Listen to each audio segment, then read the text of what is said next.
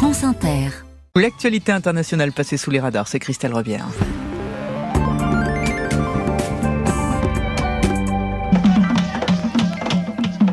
Et c'est d'abord au Brésil que nous sommes, Christelle, plus précisément à Brasilia. Pour le rassemblement annuel baptisé Terre Libre, entre tenues traditionnelles et peintures corporelles, les délégations de 200 peuples se sont réunies à quelques encablures des sièges des institutions de la capitale brésilienne. Ils sont 8000 indigènes jusqu'à vendredi. Cette année, outre les Brésiliens, il y a aussi des délégations venues de Bolivie, d'Équateur, du Guyana, d'Australie, des Fidji et d'Océanie. Ils portent un message fort alors que la COP30, la grand-messe mondiale du climat, aura lieu au Brésil en novembre prochain.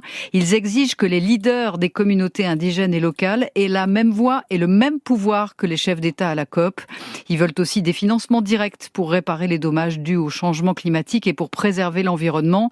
Symboliquement, le président Lula a rencontré le chef Raoni, mondialement connu.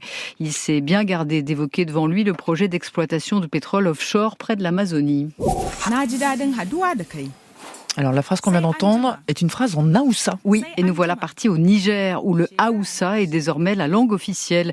Le français devient une simple langue de travail. Le Haoussa, c'est la langue parlée par les 3/4 des Nigériens, devant le Zarma Songhai, la langue de l'Ouest. Dans la constitution précédente, les langues de toutes les communautés du Niger avaient à égalité le statut de langue nationale, et le français, parlé par 13% de la population seulement, était encore la langue officielle.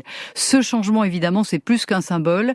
Les nouvelles autorités coupent un peu plus chaque jour leurs liens avec Paris. Le Niger a quitté l'Organisation internationale de la francophonie le mois dernier. Plusieurs rues de Niamey qui portaient des noms de français ont été rebaptisées. Les manuels scolaires vont être traduits en Haoussa, qui est aussi la 4e langue la plus parlée en Afrique.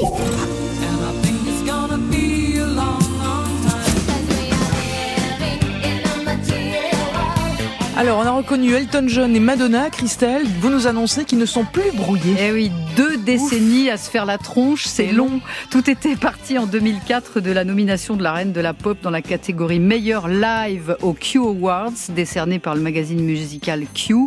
Commentaire de Sir Elton. Depuis quand le playback est-il en direct ? C'est mal. Et l'anglais d'ajouter, quiconque fait du playback sur scène alors que vous payez 75 livres pour le voir devrait être abattu.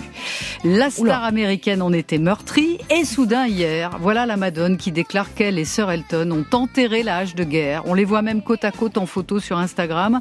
En fait, ils se sont retrouvés dans les coulisses d'une émission de télé. Il lui a dit « Pardonne-moi » et le mur est tombé. Elle lui a avoué que le voir en concert quand elle était au lycée avait changé sa vie. Alors bien évidemment, ce happy end sera musical. Il paraît qu'il lui a déjà écrit une chanson.